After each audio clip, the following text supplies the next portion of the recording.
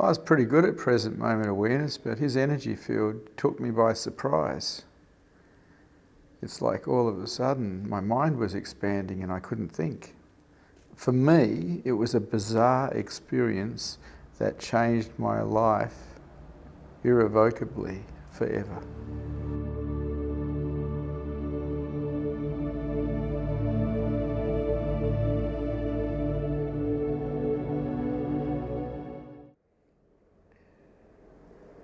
Welcome to Satsang.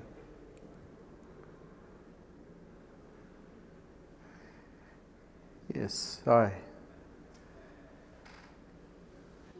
For someone who's newly been introduced to higher consciousness or the idea of enlightenment, or that they're not the mind and not the body, what are the best practices for someone like that? You mean besides running away?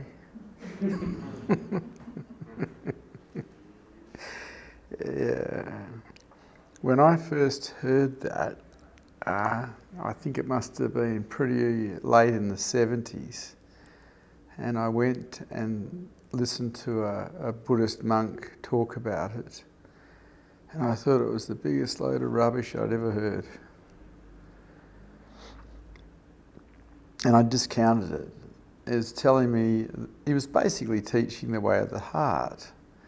And I was looking at it and going, yeah, what's in it for me? You know, what do I get out of this? It doesn't sound like a very good deal.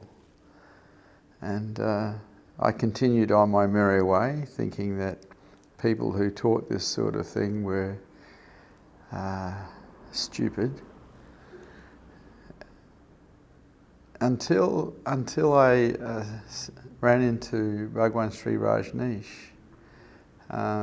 some 4 years or 5 years later, and I got to interview him. And up till that point I admired him because his teachings were, from my perspective, very wise. But I got to interview him, and when he started talking to me, my mind stopped. And then I looked at him and I could see that there was actually nobody there. And I went, oh my God. And I was on camera and I was working as a journalist. It's like, it made me realise that there was two types of human beings on the planet.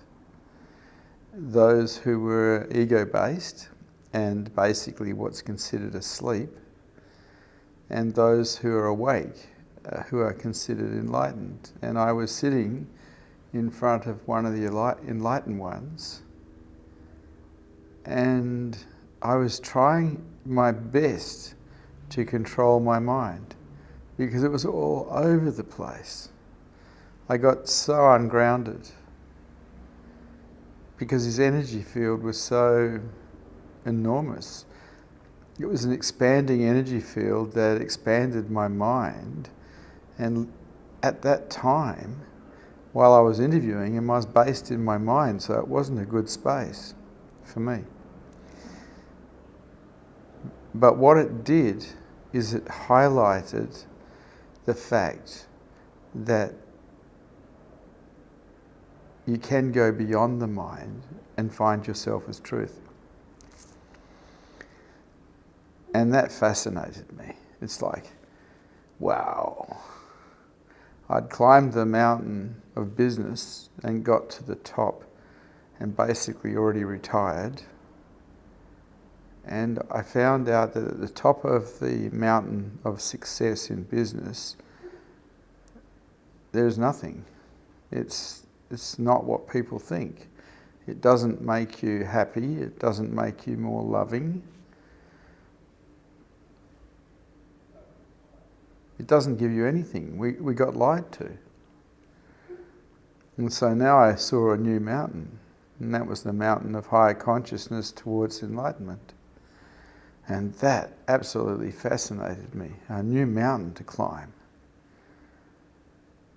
Now, with the mountain of success in business, It's basically done with totality and resistance, discipline,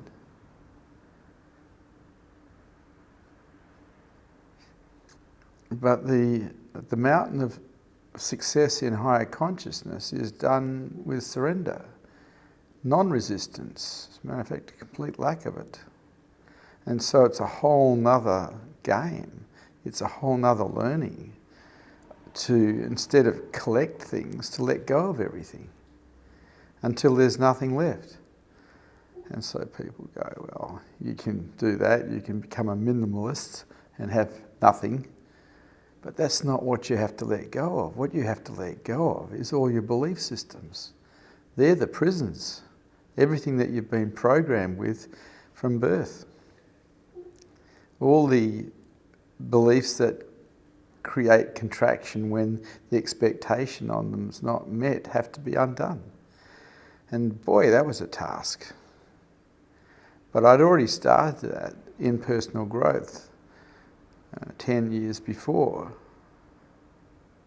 because to be successful in business, you have to remove all limiting belief systems. If you don't, you fail. And so I'd done 9 or 10 years of that already. And so I was pretty used to the idea of undoing belief systems. So high consciousness is really a stripping down process. And I found that satsang was, in a way, a destructive process, because everything that was false was getting eroded by the Buddha field that I was sitting in with Bhagwan Sri Rajneesh. And that was nice. And so I realised at some point that you can't hang on to anything if you want to fly. Anything that you hang on to, even an idea, is too heavy. So if you want to be successful in a higher consciousness, you let go and you let God. So you speak about let go being pretty much the main process. The main process.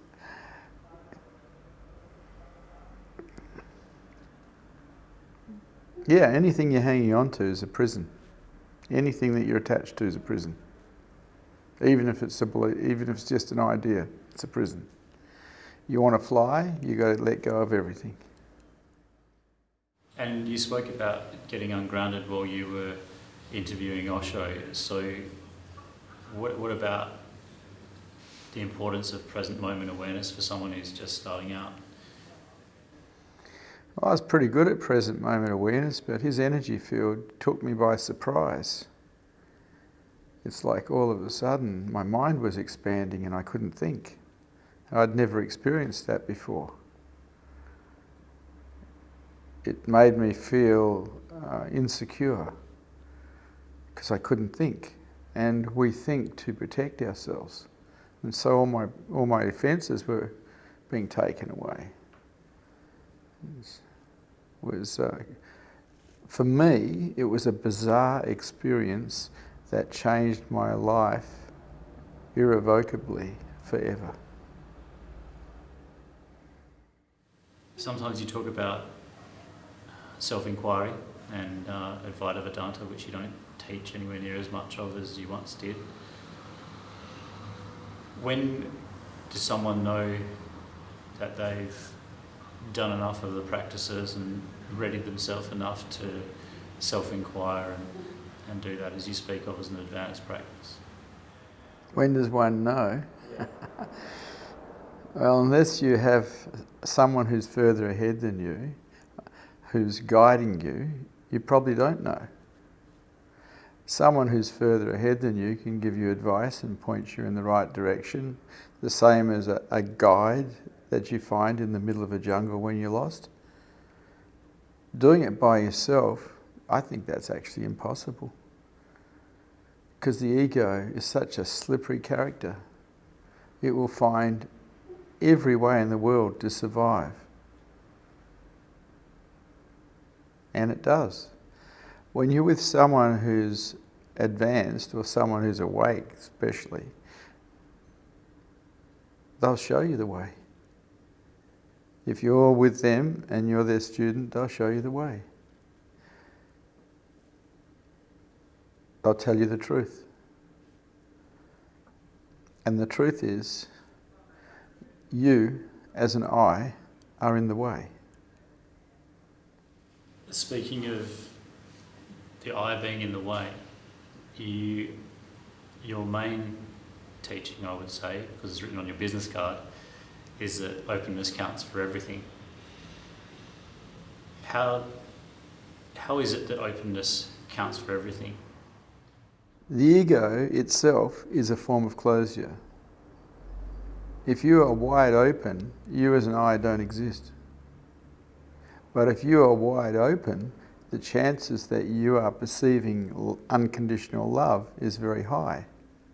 Because if you're wide open, all the obstacles that are in the way of perceiving unconditional love have gone. And so you'll find that all awake people who are completely awake, that is, have one thing in common. They're all wide open. And they're all wide open all the time. How could a student who comes across a teacher determine or tell that they're wide open? Well, someone who's wide open will be awake and they'll have a Buddha field, and you should be able to perceive it. And the Buddha field starts to expand your mind and starts to expand your heart. As long as you don't resist, the Buddha field alone can take you back to your true nature. But unfortunately, if you haven't done the work on your mind to remove the obstacles, even if you find your true nature, which is Satori, you're likely to go back to ego-based reality because you actually haven't taught the mind to get out of the way yet. The mind has to be in service to truth, or God, or beingness, whatever you want to call it. It can't remain in service to a self. There is no such thing as selfish enlightenment.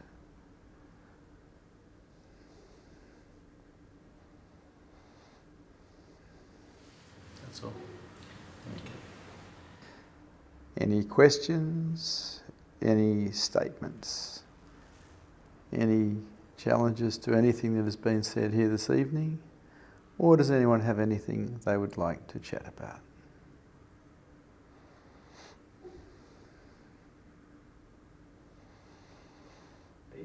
Hello.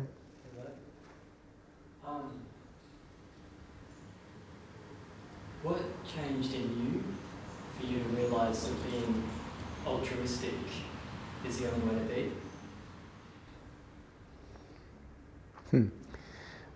I retired and I realised the ugliness of not having heart. Because the most beautiful thing that a human being can perceive is unconditional love.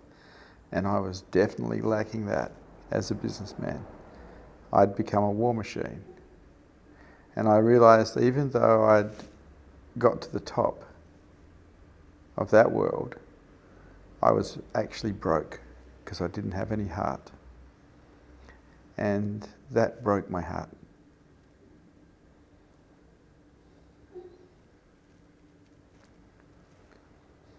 Anything else? You're gone. You're gone. Okay. Jay, hello. Hi, Vishrant. Hello. When you met with Osho, you mentioned that your mind kept expanding. So when you used to meditate and your consciousness levels rose also, and when you entered awakening, did your mind still keep expanding? Like, I'm just curious how it is now. Okay, I can talk about what's here right now if you like. Mm-hmm. The mind is not thinking, it's silent. The talking is coming from the nothingness.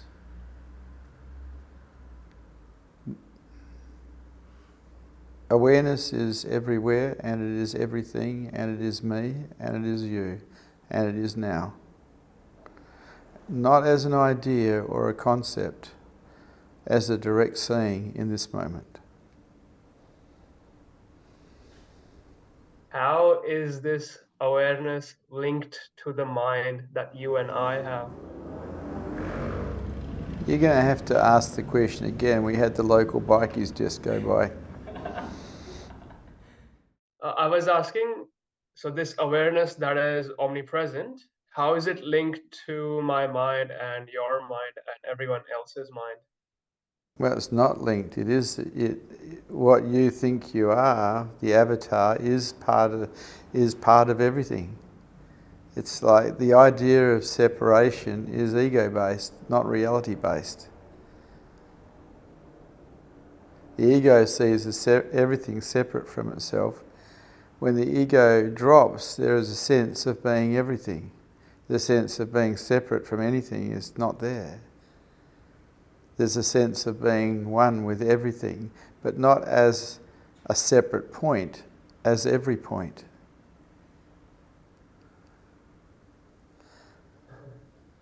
Anything else? Oh, there's no way you can comprehend what I'm talking about. You actually have to experience it, or you have to see it. It has to happen for you. You can't comprehend beingness. Even someone who's awake can't really comprehend it, because we comprehend things through reference points, and in beingness there is no reference points. Anything else, Jay? No, that's it. Thanks a lot. The best with your victory. Yes. So with your mind, you can reach over and use it kind of thing? Or? Oh, I use my mind. My mind is being used now, but not. I can't register any thoughts right now. It's silent, but it's being used.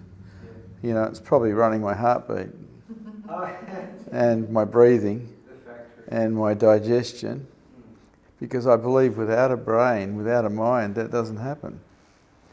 But my mind is silent. It's just the words come out and there's silence. There's before silence, during silence, after silence. Before awakening, my mind was pretty quiet because I was a practiced meditator. But after awakening, it just shut up. It's in devotion, absolute devotion to truth.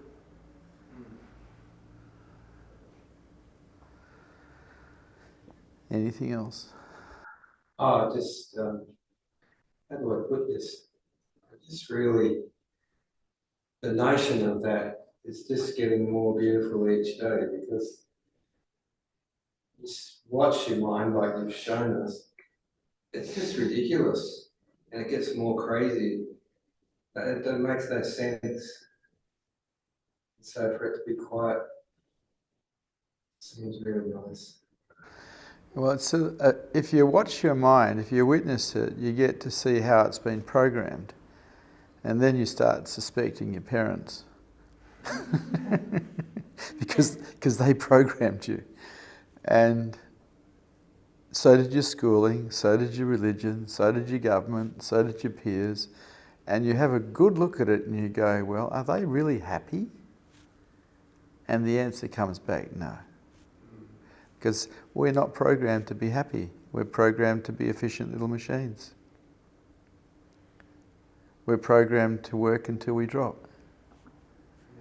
You know, nowhere are we programmed to be happy or to find love.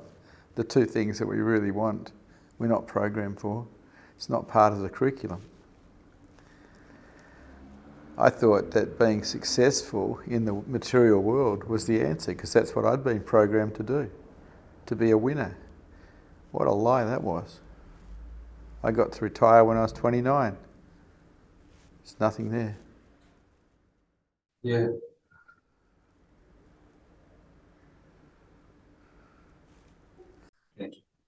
Thank you.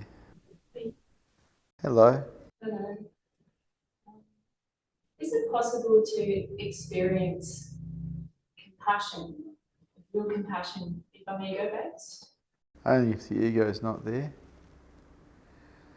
Because real compassion, which comes from the mind, comes from a mind that is affected by love.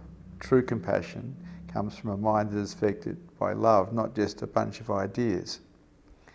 And if you're experiencing love, more than likely the ego is not there. It's gone. People think, oh, how is that possible? Well, the ego is not there in most people a lot of the time, every day. It comes and goes. Ego is just the ownership of everything. My life, my future, my past, my wife, my husband. Rubbish, rubbish, rubbish. Ownership. It's not there all the time. And when love's being experienced, usually the ego's out of the picture.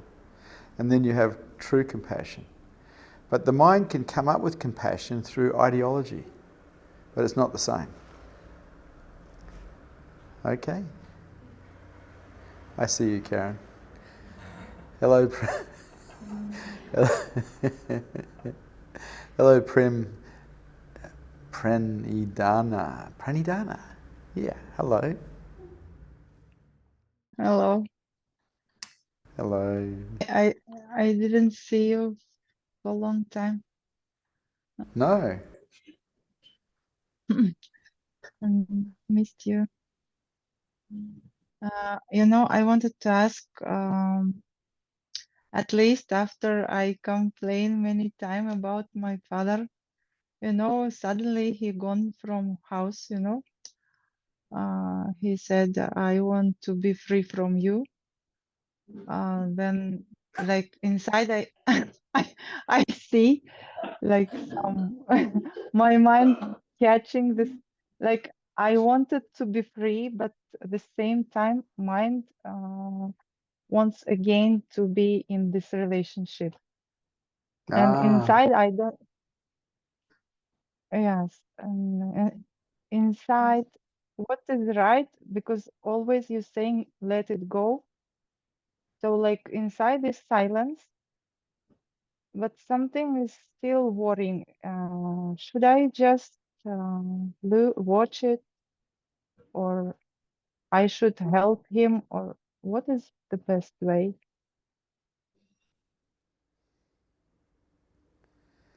What does love tell you?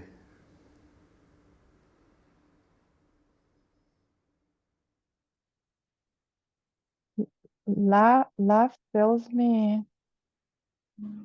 that I want to care him, but everything will be the same way. Again, he will be nervous, I will be nervous, and it will disturb both of us. You don't know that. You don't know the future. Nobody does. Yeah. You don't know. You see, if he changes or if you change, things will be different. Now, the chances of him changing are probably pretty slim, but the chances of you changing are quite possible. And the change in you would have to be one of acceptance, total acceptance. And that change would bring about a different result. Mm. Yeah. Here's the thing, what I found with love is when love's affecting the mind, you just want to serve people. You want to take care of them. You're not interested in what you can get back from them. It's you become a giver and you leave the taker out completely. This is how love affects the mind. Problem is that maybe I'm too much caring him, then I'm going around him again and again, and fully I'm giving all my time. And is it okay, or I will Of course become? it's okay. It's okay. It's okay. Everything is okay.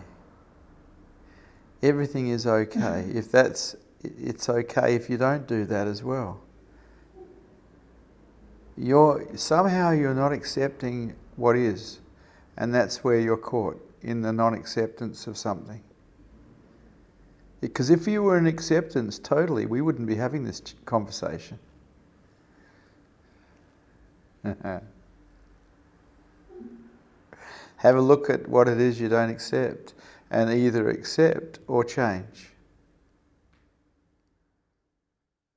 You know what I saw? I'm not accepting that he doesn't want to do work or he doesn't want to help me. Like I feel like I'm carrying him. Means I should do more work. There's a really nice song called He Ain't Heavy, He's My Brother. You should play it, it's on YouTube. He ain't heavy, he's my brother. It might give you a better understanding. He ain't heavy, he's my brother.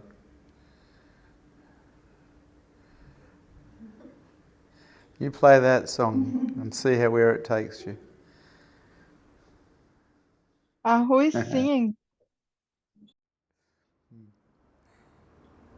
It doesn't matter who's singing. He ain't heavy, he's my brother. It's a very popular song from the 60s. Okay. You know, that particular song, when I got into encounter therapy in 1973, they worked on me for 12 hours because they wanted to break me down. This is encounter in the early days. And that was one of the songs that they played me because they recognised that I was a selfish little prick. And and they played that song for me, and it did break me. It broke my heart. He ain't heavy, he's my brother. Okay, I will listen. Means Yeah. my ego. Then also I see my ego is obstacle, like you said. I'm not accepting fully, and I No. understand that. Yeah, that's right. Anywhere you don't accept, you suffer. Because anywhere you're not accepting, you're in resistance somewhere, and resistance equals suffering. Yeah. Anything else? Thank you so much. It is nice to see you again. It is nice to see you again. I'm going to talk to Camel now. May I ask one more question? No, I'm going to talk to Camel. You can come online and talk to me again later. Okay, Hello, thank Camel. you. Thank you. Hello, Vishrant. Hello. You often speak about practicing openness, Yep. and my friend shared with me today that she's able to actually practice it and consciously become more open. However, my experience is that openness suddenly happens to me just like a flick. I find myself open and I feel love, but I don't seem to be able to consciously move to this space. What am I missing here? Well, you're missing the obstacles that are in the way. You see, openness happens because there's nothing in the way. There's something in the way, and you haven't seen it yet. There's something you haven't undone. There's an obstacle in the way, some defense system or belief system that you haven't undone. And so it's not like opening, it's like removing everything that keeps you closed. It's an undoing process. We were born open, and then we started to close up from birth to defend ourselves against feeling uncomfortable. Now, all those defense systems which were built and are probably unconscious in you need to be undone. And that's up to you. Nobody can do it for you. You come into a Buddha field and it can temporarily get undone, but then You go out of the Buddha field and they come back because you actually haven't undone them yourself.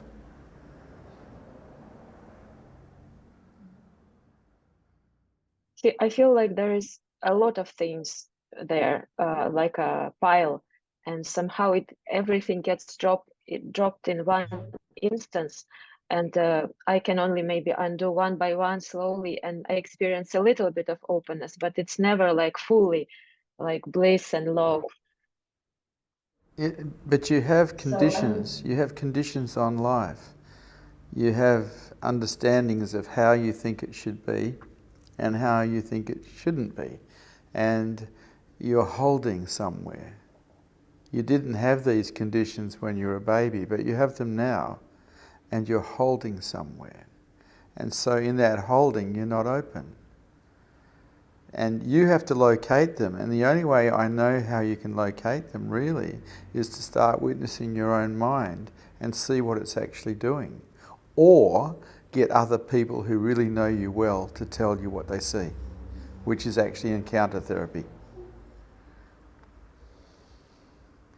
And so I've been involved in encounter therapy now for 50 years because I loved it. It's like people telling me what they could see. It was wonderful. It was like information. When we take offence to what other people tell us, we are cutting off a source of information. If we get angry, we're cutting it off well and truly properly, because that person's probably not going to risk telling us anything ever again.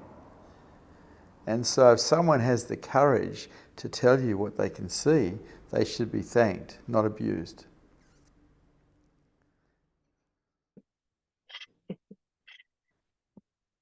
I understand that it's like a big work that takes a long time.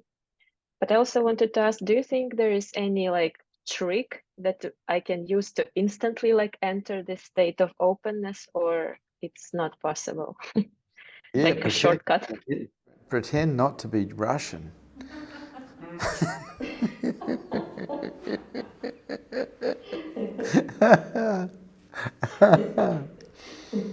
A trick. There probably is a trick. When we go into unknowing, I don't know, when we go into that I don't know space instead of I know, when we go into I don't know, you become very open and very vulnerable. I don't know leaves you open for the universe to flow through you. But as long as we think we know, and we like to think we know so we can control, we're kind of closed in a way. And so babies don't know. And spiritual seekers get to a stage where they go, I don't know is the answer. I don't know.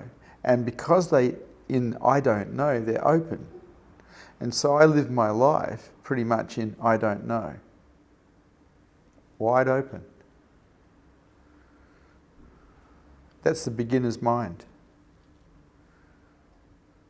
Okay? Mm-hmm. Thank you. That's okay. By the way, you're holding stuff in your jaw. In the jaw, back here and back here.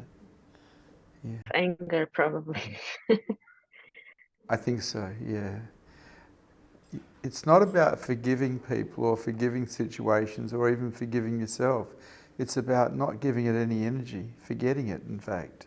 Whatever it is, let it go, let it go, let it go. Okay? Let go, let go, let go, and fly. Hello, Gorta.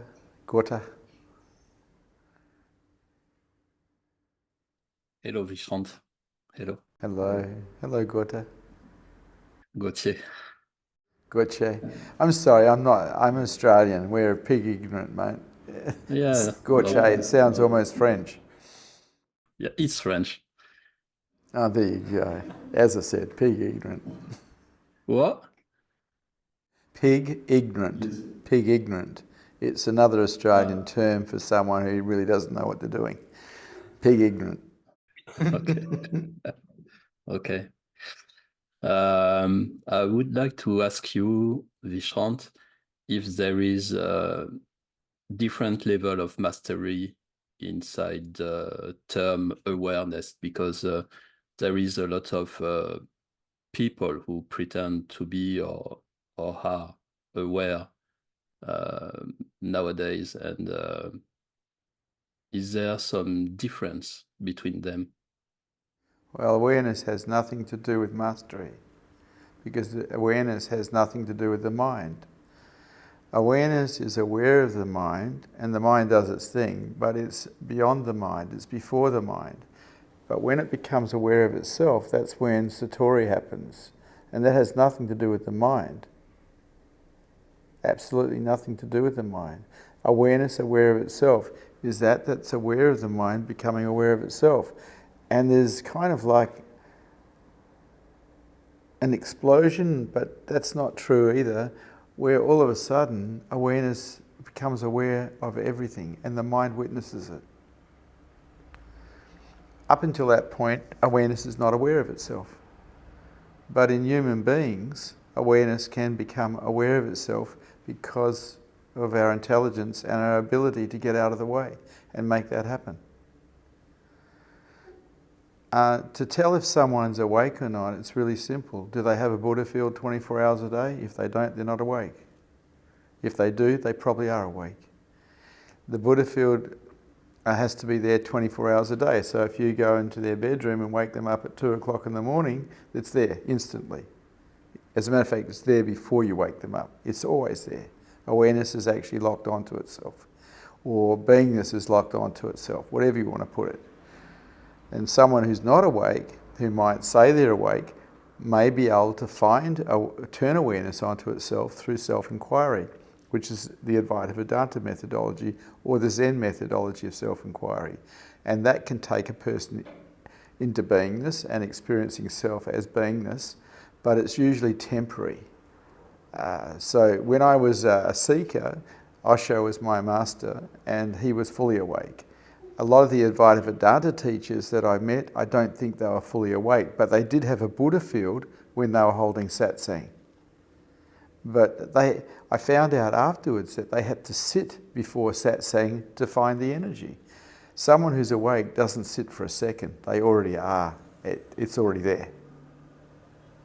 And so the only way that I know that you can tell if someone's awake is that Buddha field, because anyone can say the right words. Anyone can, move their face in their hands and stare into space like a dodo.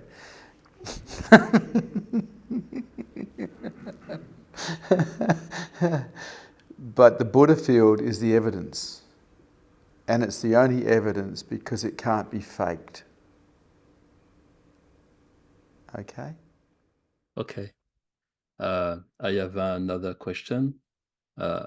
Is it possible that you give me a name?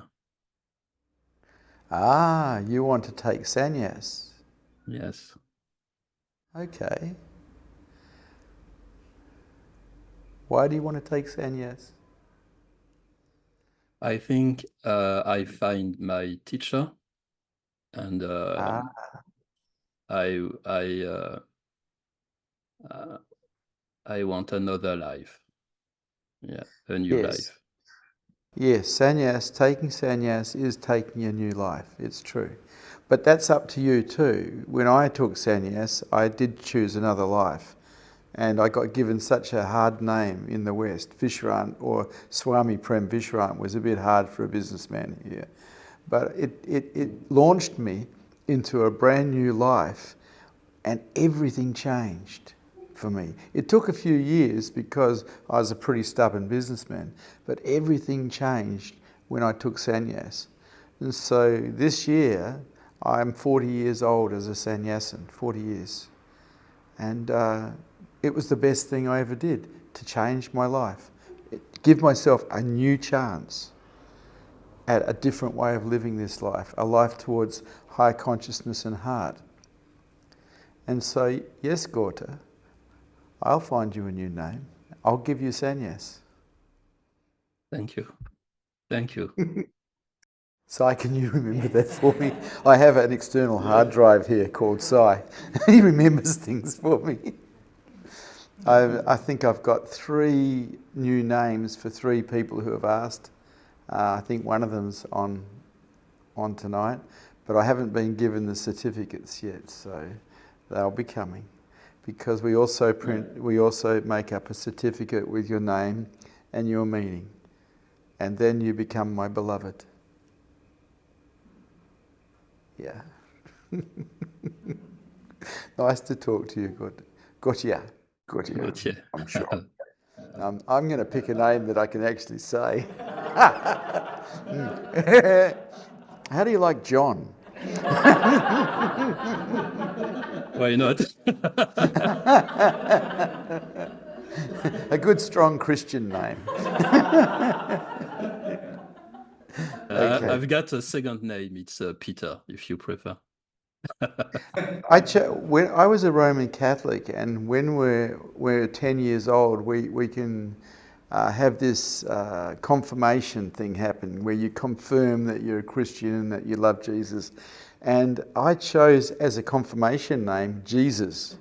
And they said, no, you can't have Jesus. I said, but Jesus is a good name.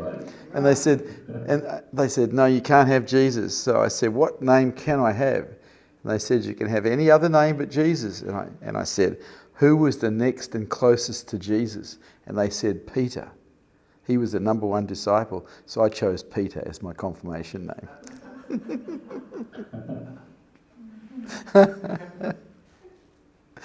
Nice to talk to you. I will be seeing you again soon. Yeah, see you soon. Thank you. Love you. Love you, love you. Hello, Rajesh. Hi, Vishrant. Hello. What's your opinion on the practice of just not thinking? I don't practice non-thinking. It just happens. Practice would indicate thinking. Now, the practice of meditation, formal meditation, I started in 1983, and it didn't take me too long practicing Bhagwan Sri Rajneesh's meditations to find no mind. And my methodology was dynamic meditation, Kundalini meditation, and just watching the breath in a half lotus position, sitting, just watching the breath at my lip.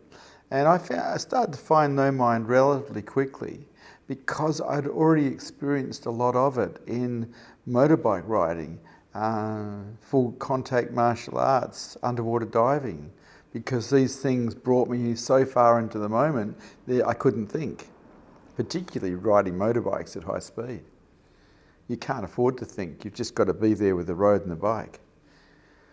So I was relatively experienced at no mind, and up until we're about probably 3 years old, we're in no mind most of the time. Then we go to school and we learn to live in our heads, and most human adults live in their heads for the rest of their lives. But I actually preferred reality. But it took a fair bit of practice to get out of the head that I'd been programmed to live in. And the practice is to pay attention to breath and things that are real, and not doing something. Don't think about it. Yeah. See, what you see is real, what you hear is real, what you smell is real, what you feel is real, but what you think about it is not. That's imagination. But people think their thoughts are real. That's because they're so used to dreaming, they don't know the difference. Anything else? Yes. I sometimes have the experience of watching my mind, and it goes quiet the moment I start watching it. Am I doing the watching That's wrong? great. No, that's great.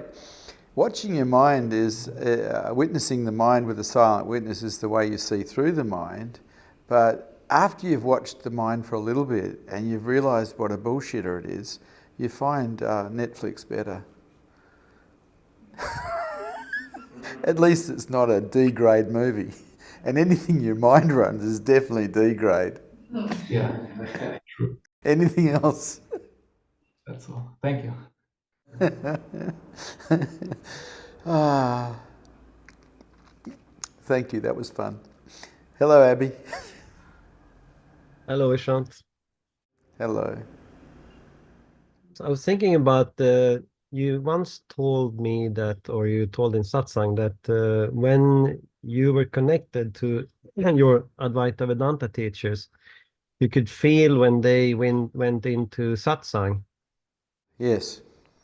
And so that must be then that they entered into no mind and then you could feel them, or was it because of the space with all the people, or? I find that when satsang occurs, the energy field is larger for some reason. I still don't understand why. And so when my Advaita Vedanta teachers who are holding satsang on the east coast of Australia, some 5,000 kilometres away from where I live on the west coast, I would start to go in. I'd start to get the pull in. This is before awakening. And I realised that I was connected to that teacher. I was connected to that Buddha field. And I'd go in and I'd allow myself to be taken in. But that was really only the last year before awakening. Because I experienced similar things with energy fields, in the Tantra I did, that when it was really large groups of people, and when there were a lot of open people there, the energy became a lot stronger. So it's like it becomes more batteries connected together or something like that. Yeah, I find that to be true as well, particularly with people who are going into beingness. Even if it's only a little bit, a field of energy is produced. And it's not as strong as someone who's fully awake, but it is there. And when you've got a lot of people, it's like, I think Jesus said, when one or two of you are gathered in when two or more of you are gathered in my name, I will be there. And I started to understand what that means. When you get sannyasins meeting together, an energy field can be produced if they're there for truth. This has been my experience. My other experience is people who actually have the ability to find beingness in my presence, I can use them as channels to highlight the energy in the room, to lift the energy in the room. And from what I know, Osho had 12 of these type of people in the Sangha, and he used them to lift the field of energy in his satsangs. Interesting that they had 12, just like Jesus had 12 apostles. Yeah, but I'd say that most of them were probably women. In Jesus' Whereas Jesus was into the men. Yeah. Mm.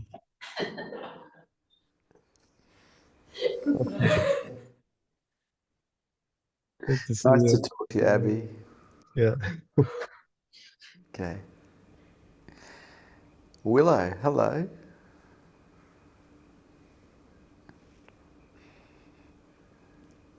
Hello, Vishrant. Hello.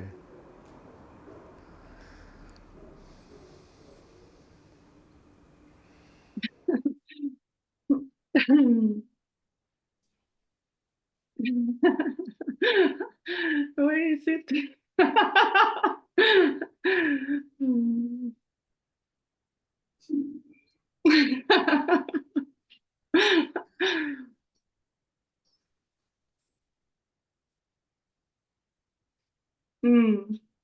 This night, I woke up about 2 o'clock and found myself in a memory, like a period in my early teenage, like when I was 16, and I forgot about this period. This maybe 6 months, and it seems like when I go there, there's a lot of What like about, what about being here with me? What about being here? You keep your eyes open. Open your eyes, Willow. Hello, being here with me. Okay. And then there's nothing here. Being here with me.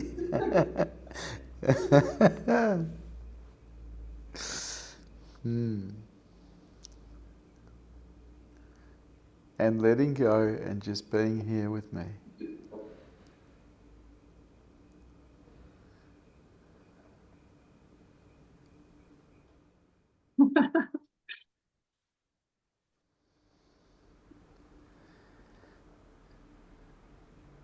I feel very high. Well, here is real. Here is real. What you're thinking wasn't real. And so I'm just dragging you here where you belong. Just that this memory really opened something in me, so, but it's not important. But... No, the past is gone. It's dead. It's like people who get into the past are basically in the graveyard digging up the dead and sacrificing this beautiful moment to play with the dead. And people who live in the future are living in the garden of fairies because the future is not real. It's fairy tales. The only time to really live is here and now. Otherwise, you've got to play with the dead or the fairies, you know?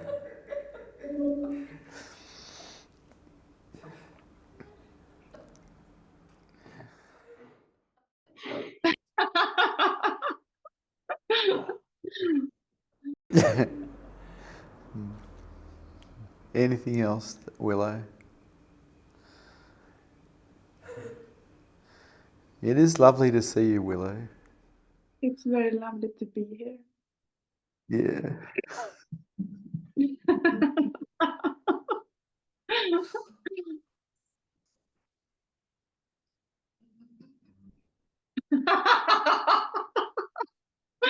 Thank you. Hello, Bay. Thank you. Hi, Vishrant. Hello, darling. Vishrant, what is, no, sorry. Is Tantra a way for enlightenment? Sorry, is what? Tantra? Tantra, yeah. Okay, so my experience with Tantra is it's about becoming a nothing, a nobody, and connecting in with the universe. And this can be done with another human being if they're also nobody, if they're just a nothing. And you can merge in the energy and become one instead of two. And from that one with the other, you become one with the universe. And so it's definitely a possibility. The problem with Tantra is sexuality gets involved and there's too much identity in it. People identify with their sexuality, they identify with their performance and their gender. And so it's difficult in that way. But Tantra itself, pure Tantra, is surrendering and becoming a nothing and merging with the universe. It's very beautiful.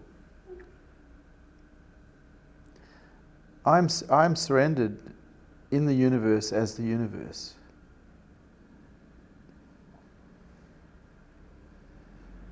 Anything else? Thank you. Okay. Florian Hingman. Hinge. Is it Hingeman? Hingman. Hingman. Okay. Let's not make fun of your name. Okay, no. How are you doing, Florian? I'm doing very good.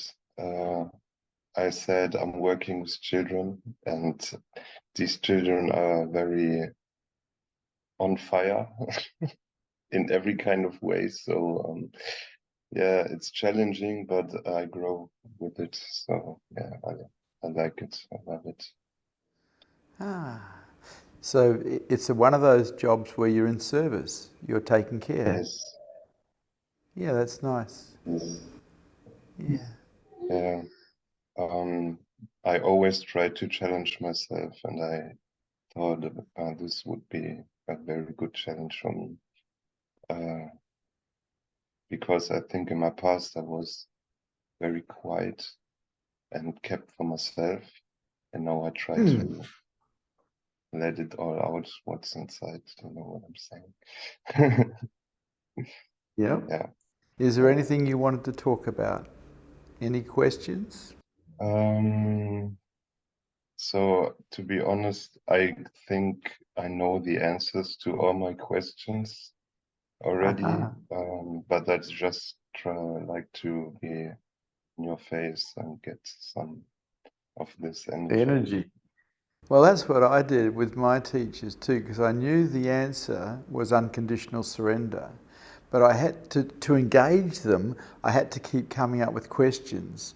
And so I'd look around the room at all the people I knew, and I knew their individual problems. So I'd ask their questions, simply because I wanted the transmission from the awakened one to my unawakened self. All right. So how was it for you to find the middle path between being like to keep like structure with the children and be playful? You know what I'm saying? Like keeping some structure and be playful at the same time. How was it for you? Well, I actually have always played. I never stopped playing, so it's very easy for me to be like that. I am really just a big kid. Okay, so you did no structure at all. Well, as an adult, I have to respect structure because the world operates on structure. But it's a bit like when I go shopping. The structure is you go shopping and you buy groceries and then you pay for them. There's another part. I like to dance while I do it. The play.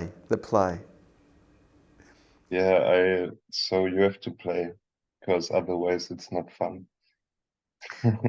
Yeah, that's right. Yeah, you can get very serious in life and make life very awful for yourself, or you can play. Because when you work out that there is no purpose in being here and there isn't any meaning in life, there's nothing left to do but play. And it might as well be a nice play. Should be. I'm going to move on to Mahan now because we're running out of time and I just want to see what the online people have to say. It's good to see you again, Florian. It's very good to see you, and your hair has grown quite long.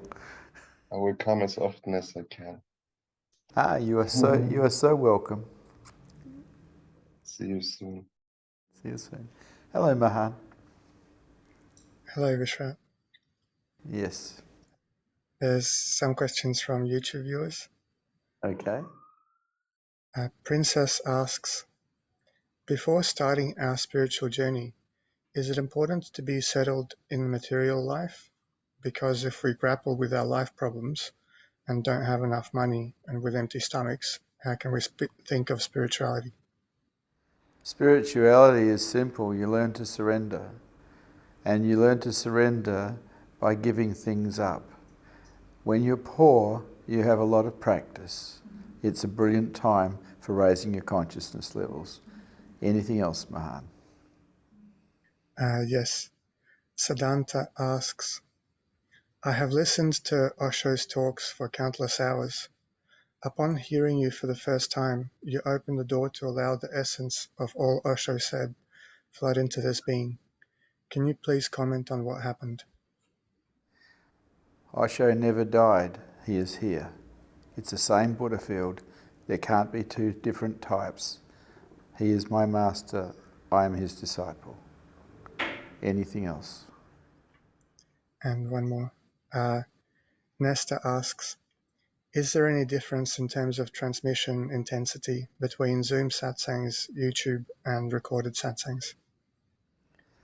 Yes, there is. Come into my presence personally and find the difference. You're very welcome. Anything else? That's all. Thank you. Well, you just disappeared. I got a feeling you're not real.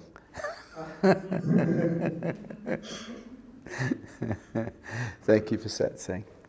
Good to see you brave hearts here tonight.